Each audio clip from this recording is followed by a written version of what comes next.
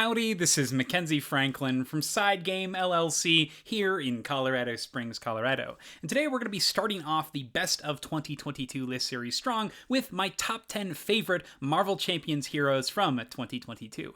If you haven't subscribed to the channel already, please make sure that you do. It is the best way to help us grow. And for those of you already subscribed, thank you so much for the continuous support. Let's talk about my favorite heroes from 2022.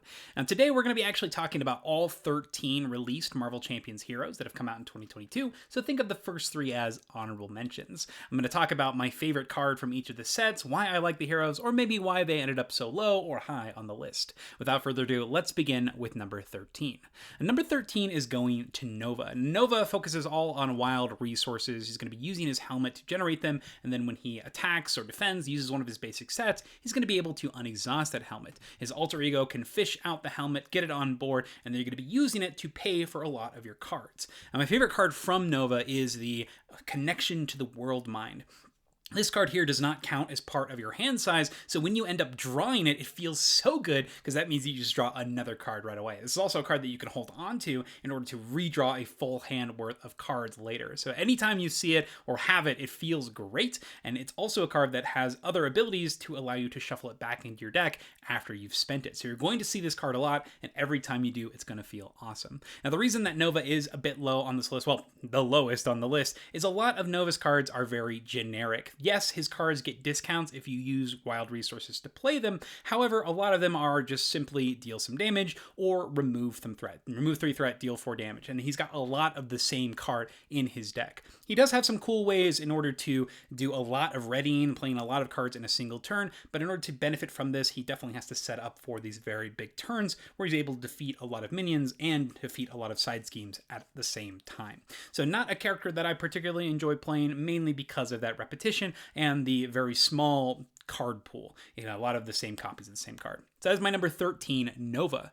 My number 12 is going to Ghost Spider, and this is from the Sinister Motives box. Ghost Spider has you playing a lot of interrupt and responsibilities on events in order to ready herself. Ghost Spider's got a very strong defense stat and attack stat, so you're going to want to lean into that, be playing a lot of cards during the opponent's activations, and then being able to ready Ghost Spider and doing more and more with that. And this is once per phase, that ready ability, so you can use cards during your turn as well as during the enemy turns to get a lot of activations.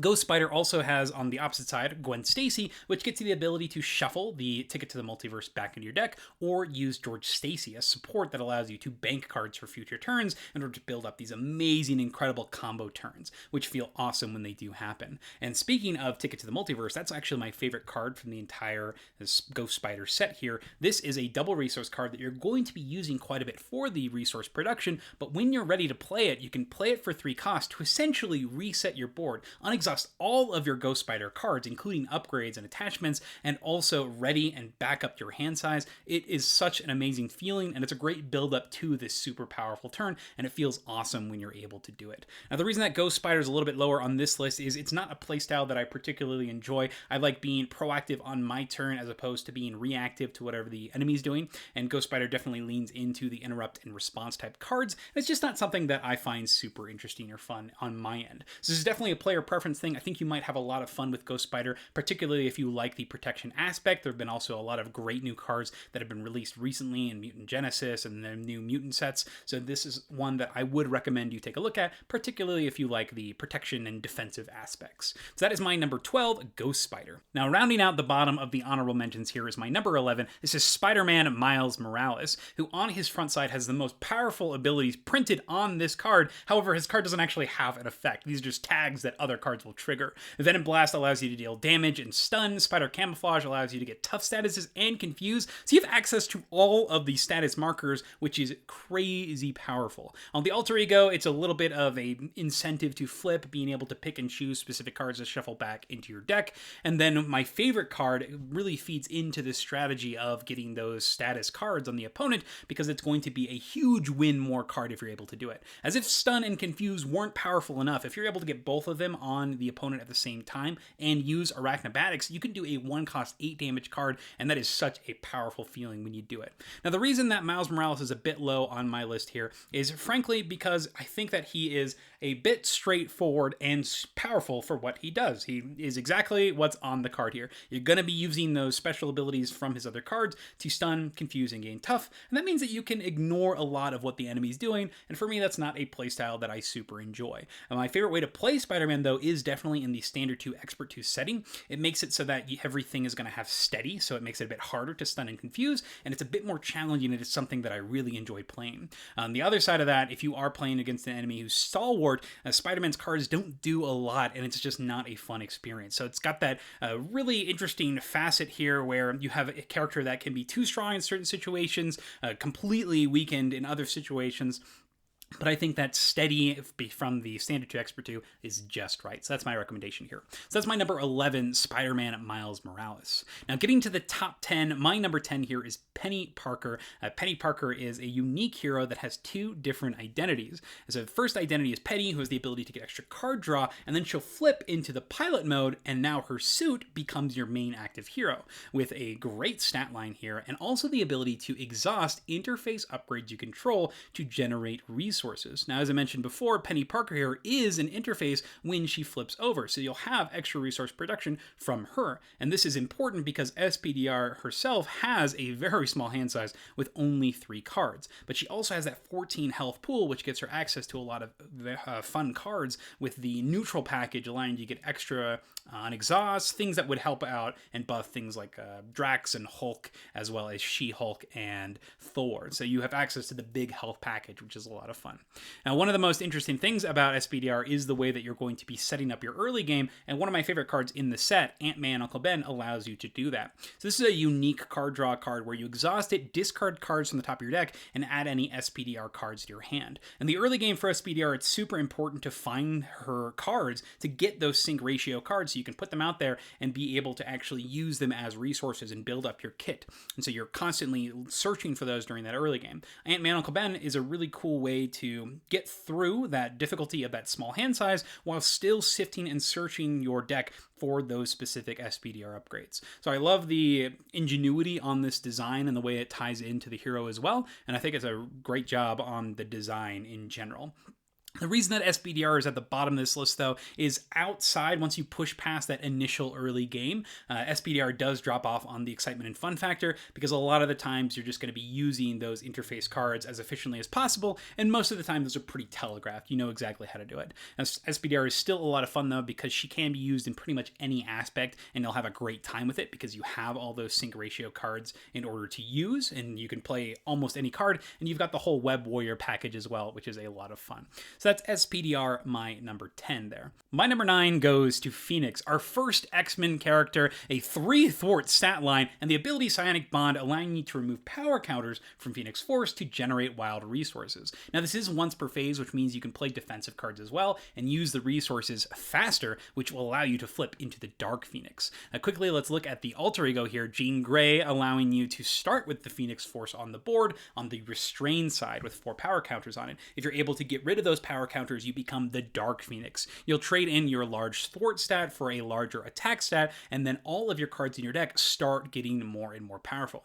Now, speaking of cards, my favorite card from Phoenix here is Mind Control. This is one of those cards that costs a lot, but when you play it, you feel incredible. It's totally worth your whole turn of resources. This allows you to take control of an enemy minion, turn its text off, and then you now have it as an ally for your own purposes, using its thwart for its scheme and its attack for its attack. I love this ability. You can't use it on elite minions, but when you play this, it is such a swing in your favor, and it feels incredible to do. The reason that Phoenix is a little bit lower on this list here is once you eventually get into that Dark Phoenix mode, your cards suddenly become awesome. Most of your card text will say, if you're in Unleashed mode, get an additional ability, an additional effect. But they do start off being very inefficient in their power level. And that's not something that I really enjoy. I'd like my entire game to be awesome, but here Phoenix's early game is honestly not that interesting, but then once you get into her late game, her cards turn on and it starts being a lot more fun. So still a great hero, a fun time, and that is Phoenix, my number 9. My number 8 goes to Storm, one of the most recent heroes here, and one that I am enjoying a lot, and I can see potentially going up in the future. Storm has a weather deck that is similar to Doctor Strange's incantation deck, where every turn you're going to have access to it, but Storm allows you to pick any weather and put it on the board. And the weathers are so much fun because they affect every single thing on the board. They're going to give potentially extra attack to different characters, give them retaliate, decrease attack, give you extra ways to mitigate, stun, and confuse by giving yourself stalwart, giving you extra card draw. And the fact that it affects all players in the game, all characters, means that allies are going to be a perfect fit for Storm. One of my favorite ways to play Storm here is using the Thunderstorm.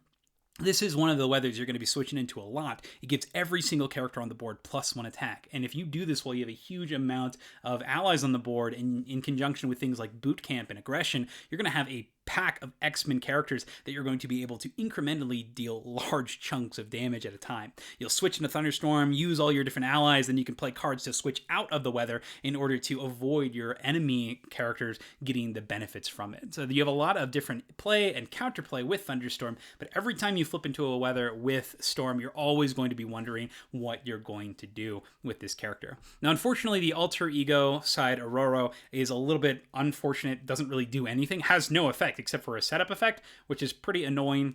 So you're pretty much never going to try to switch into alter ego, which is a shame because there's a lot of cool upgrades for the alter ego in the X-Men package with things like Danger Room. So that is a little bit limiting there and just something that's not as interesting, unfortunately. But overall, I think the weather deck is a lot of fun, and I can see myself playing a lot more Storm, particularly in high player counts and even low player counts. I think that Storm is a great character. It doesn't matter what level you're playing. So that is Storm, my number 8. My number 7 is going to Colossus, our Mutant Genesis box character that focuses on tough status cards. Every time you switch into Colossus, you're going to be able to gain a tough status, and you can have 2 tough statuses at a time while you are Colossus. So you're going to be trying to flip as much as possible to recur these tough statuses and then use them to play your different cards. Now, Colossus has a lot of different ways that they can spend the resources as additional bonuses, effects. You can add stun and confuse to certain cards. You can give them overkill. You can get very efficient damage with the cards that you're playing by spending the tough statuses. So you can choose to be defensive with them, or you can be aggressive, and I like that choice a lot with Colossus. Now, on the other side, Piotr, whenever you flip into Rasputin here, you're able to shuffle cards back into your deck, which gives you a bit more options with what you're going to be able to draw, and I love that because you have these abilities to fine-tune your deck and what you're going to be pulling out for the future. And because you're going to want to switch so much, you're going to get to activate this effect quite a bit. And one of my favorite cards, though, is one that you will be wanting to shuffle back quite a bit. This is Armor Up. This is not only awesome, powerful, but also so thematic. Armor Up allows you, when the enemy activates, if you're an alter ego, you play this and you switch into hero form. So now, instead of scheming and advancing the scheme, you're now going to gain a tough status and then embrace an attack from this character who would attack you normally, which is going to get you a tough status, which could trigger other things. I love this card. It's so thematic, and when you're able to shuffle it back with Piotr here, it feels even better when you're able to draw it. And eventually you'll get down to where your deck is small enough where you can almost guarantee that you're going to be able to draw into your Armor Up. Now, Piotr does have a bit of a small hand size, and that's one of the biggest restrictions here on his hero side, but he does have that 14 health pool, so you do have access to all those other new cards that came in SPDR. There are some very key cards in his deck that you'll need to find very quickly, particularly there's one wherever you lose tough statuses, you're able to draw cards, and so you'll want to fish that out for sure, and it can be a bit of a struggle until you get to that point, but once you have the engine set up, Colossus and the entire package are going to sing. It's going to be a character that you're going to be able to switch into alter ego a lot and activate the different abilities from all of the X-Men supports. It's just a character that feels great to play, and it feels very different with the way that you're using the tough statuses. It's a more aggressive version that uses some of the more defensive protection cards, and I love that status of being more proactive with those green cards. So that is number 7, Colossus. My number 6 goes to Wolverine, the newest hero that we received in our library. He has a healing factor on this side where you're able to heal 2 damage at the start of every turn. Incredible stat line, but the thing that makes him stand out are his claws. So Wolverine's claws allow you to take damage equal to the cost of an event event and play that event for free. So if you want to play a 3-cost event, take 3 damage, play that card for free, and it also gains piercing. This is incredible because you are going to have access to almost every single overcosted card in the game, which means that your deck building potential for Wolverine is huge. Similarly to Storm, your alter ego is not that exciting. It just allows you to put the Wolverine claws into play, but you do have a 6 recovery stat, which is bonkers. There are upgrades that you can put out that increase your total health, which is going to make a 12 recovery swing pretty common and something that you're going to want to strive for. And my favorite card, though, in the entire deck, aside from the claws, which basically make everything work, is the Berserker Barrage. I find this a super thematic card, and you're going to be able to play your card in order to give it piercing with the claws, so you can pay the 2 health to play it, but after you defeat an enemy, you have the option to take an additional 2 damage to repeat the attack over and over and over again. So this card is strong by itself, 2 for 4. If you use your claws, you deal some piercing, but if you're able to defeat things, you can chain and combo this so you're able to take out an entire army of enemies at the cost of your health. Health as a resource is a concept that we see in a lot of different characters, and I think that this Wolverine character does it awesomely, and the way that you are pushing yourself to take as much damage as possible to play these hyper efficient cards, it's so much fun. I love the way that you're able to heal as well gradually with the Wolverine, or you can flip back into alter ego to do those gigantic 6 recovery swings. I think they nailed it with Wolverine, and I want to play more of this character. I can see him going up for sure, but these other characters I know for sure I love, so I'm excited to talk more about them as well. But Wolverine, if you're going to get one of the X-Men, I definitely recommend this one as well as that Mutant Genesis box. So that's Wolverine, my number 6. My number 5 goes to Spider-Ham. Spider-Ham is my favorite web warrior, I believe. Yes, favorite web warrior, and he is bonkers strong in the craziest way. Let's look at his ability. Every time he takes damage, he's going to get a tune counter. And you can spend tune counters as wild resources. Another damage as a resource. However, Spider-Ham isn't restricted to using those resources on events. And I think that makes him a lot more fun, in my opinion. So the other side, you have Peter Pork here with a huge recovery stat as well, 5, which makes sense. You've been taking a lot of damage, so when you flip, but every time you make a recovery with Peter Porker, you gain a tune counter. So you are constantly generating resources as Peter Porker. And with those resources, you can play anything you want. Spider-Ham opens up this game dramatically, allowing you to play very inefficient cards from any card pool and have a great time with it. I'll play a Spider-Ham deck with terrible cards. Spider-Man Noir, sure, let me get this awful Charlie 27. Give me these terrible cards in my deck and we'll make it work because Spider-Ham is so powerful that it is something that you can afford to do. Spider-Ham is a character where you can just throw cards in a deck and have fun because you can afford and be able to play those cards. And just looking at some of his hero cards, my favorite card in his deck is Petulant Pig. You play it for 0 cost, the enemy attacks you, which is going to deal damage to get you a resource, and then you get to draw 3 cards on top of that. What? It's insane. Very similar to why I like Scarlet Witch so much. I love characters that are goofy, thematic, but also give you the ability to explore the wide card pool of Marvel Champions. And I think that the character here, Spider-Ham, allows you to do that while also still having the flavor and the goofiness of the Spider-Ham universe. All of his cards are cartoons, so he works surprisingly well with tags. And if you build this character to be powerful, to dive into being able to be as efficient as possible with generating resources and playing things, you can tackle some of the most challenging scenarios with Spider-Ham. I think Spider-Man is definitely the strongest hero, period, to come out this last year, but he's also a lot of fun because you don't have to play into that power. You can play into the fun aspect, and that's why I like Spider-Ham so much. So that's my number 5, Spider-Ham. My number 4 is going to Vision, the ultimate android. Now, Vision has a card where he's going to be able to phase back and forth from. He has this intangible form, which makes it so he can't attack or defend, but every time he takes damage, he reduces it by 2. His other form is his dense form, which gives him stats and also allows you to get some additional card draw. Now, switching between these forms also has a lot of other implications. For example, in his alter ego, based on the form that you're in, he's going to either get extra recovery or get a larger hand size, and then when you're in your hero mode, most of the action cards for Vision are going to depend on which mode you're in order to use them.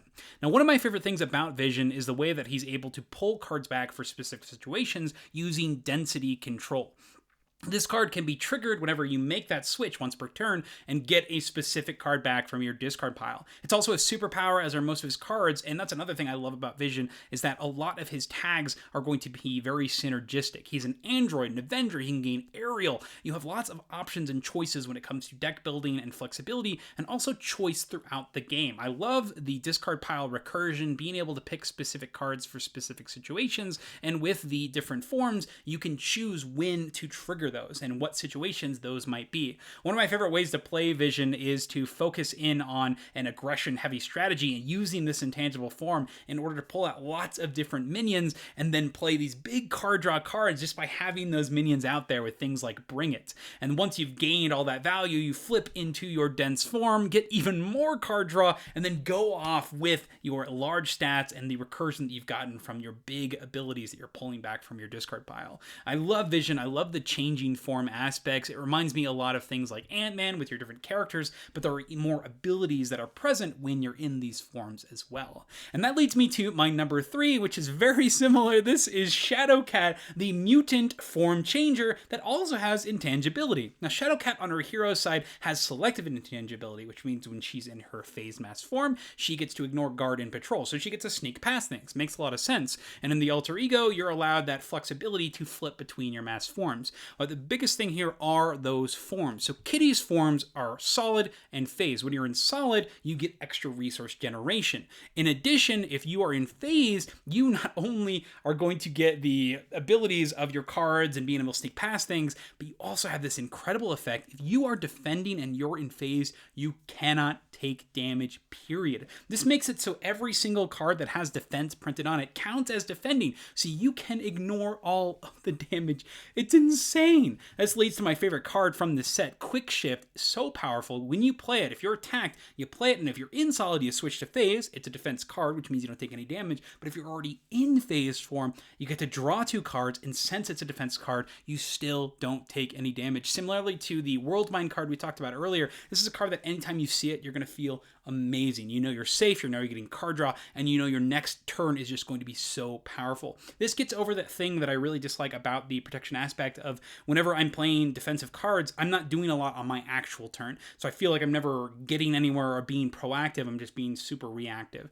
And it's not a sensation that I like. But with a Shadowcat here, all of your cards feel like you are progressing while also mitigating disaster, but not using things like stun or confuse. You're using the cool effects from different protection aspect cards, or heck, any card that has that defensive tag. I love playing Kitty Pryde. She's got a lot of situational cards as well that are super fun when they pull off.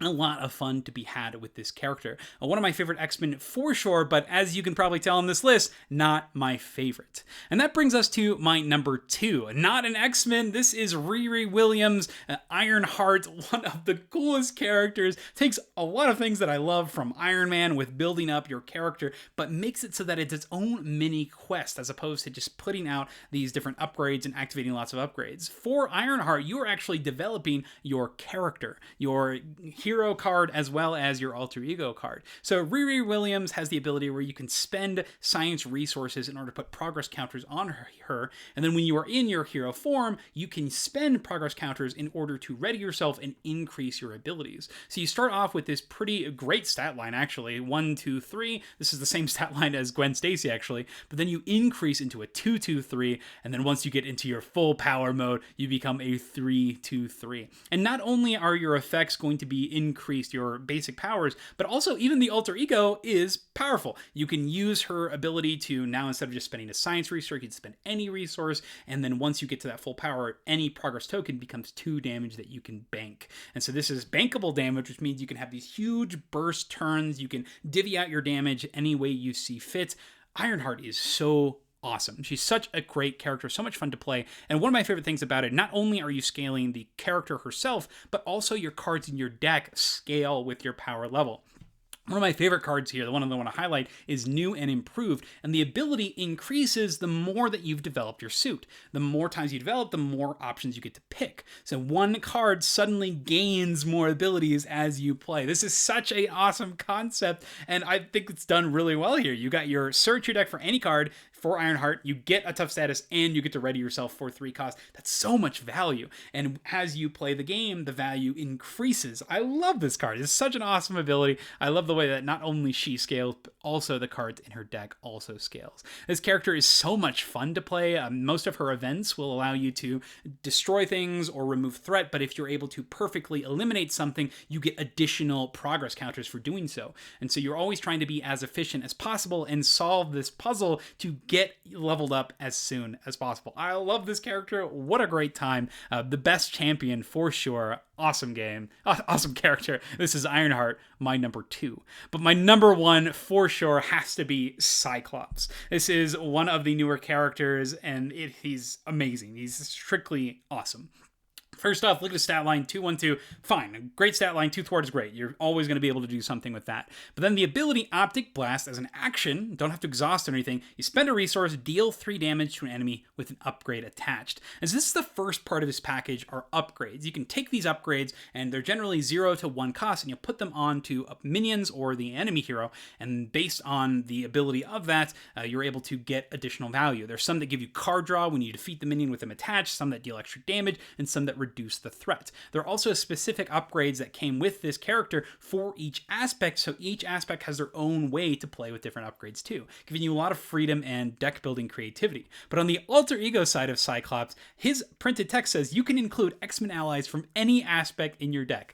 This is so awesome because there's so many interesting and cool and fun X-Men allies that have been released so far. With the release of the 5 most recent packs, the 6 most recent heroes all being X-Men, each have come with their own multicolored sets of X-Men, but with Scott Summers, you can pick the ones that you like and include them all in a single deck. One of the common criticisms with the mutant package is that the strongest mutants are in the neutral package, and why would you just not throw in all the mutants? Scott allows you to play all the fun mutants from all of the different colors in a single deck. Yes, you're still going to be picking a specific aspect for all your events and upgrades and supports, but you get to play all of the fun mutants and make whatever deck you want. You can make combos happen that can't happen normally, and Scott makes it work. And the fact that it pairs well with the upgrade stuff is so shocking and surprising and so much fun. In addition, whenever you're in the alter ego side as an action, you can take any tactic from your deck and put it into your hand. So now you have even more options with the different ways that you're able to interact with the enemies. I'm going to feature 2 cards here that I want to talk about in particular. The first one is for the Dream. This is Full Blast, the 1-cost event. When you use that Optic Blast to deal damage, you're able to deal 8 extra damage with Overkill. Feels so good when you pull this off. I love this card. It's thematic, it makes sense, and it's exhausting Scott to use his full power. Love it. So that's the Dream. Whenever you're able to use this card, I recommend you do it. It feels great. But my other card I want to highlight here is the meme card, and this is the Field Commander card. Hilarious card. You take the first turn during the player phase. That cracks me up. When your turn's done, play proceeds in player order. I love that. It's so much fun to me. Just being like, no, I'm the captain. I always go first. Hilarious. But this actually has some pretty big gameplay implications. Because you are the team captain, you can play cards that benefit all of the characters and guarantee that they get used. Things like Maria Hill, getting everybody a card draw. Things like your upgrades. Some of your upgrades you can play onto other enemies that other characters are holding onto. That card draw one, if you put it on a minion that somebody else has and is dealing with, they can take the card draw. You can play these upgrades that go onto the main villain, that whenever they take damage, they take extra damage, and everybody gangs up on the villain that one turn. Going first is not just the meme. It can be the Dream too. It's so much fun. And the last thing is every upgrade attached to minions loses temporary keywords, which gets you a little bit more flexibility with setting up your future turns. So not only do you have the Dream, but also the meme. So much deck building fun to be had. You get to use all of the X-Men, use their abilities to their fullest, and use them in unique and interesting ways that none of the other characters can. Allies are some of the most fun cards to play with in the game in general, and one of my favorite things to do is to get uses out of them. And the fact that you're going to be switching back and forth to hero and alter ego means that you can use things like Danger Room in order to bolster your allies even more. You can use the different upgrades and ally upgrades from the different sets in order to increase the power of these allies. And the fact that it works well with the upgrade side is baffling to me how they managed to balance these two things perfectly. I love this character. This is one of my go-to characters, and anytime a new X-Men comes out now, you're going to have more deck building potential and ability with Cyclops. I can't wait. This just, every time something gets released, it means that Cyclops is going to be that much more fun to play. I love Cyclops, my favorite hero for Marvel Champions for 2022. And that's the list. Those are my favorite heroes from 2022. What are your favorite Marvel Champion heroes that were released this year? Which ones do you agree with on my list? Which one do you disagree with? I'd love to hear what you think. But thank you so much for watching SideGame Strong,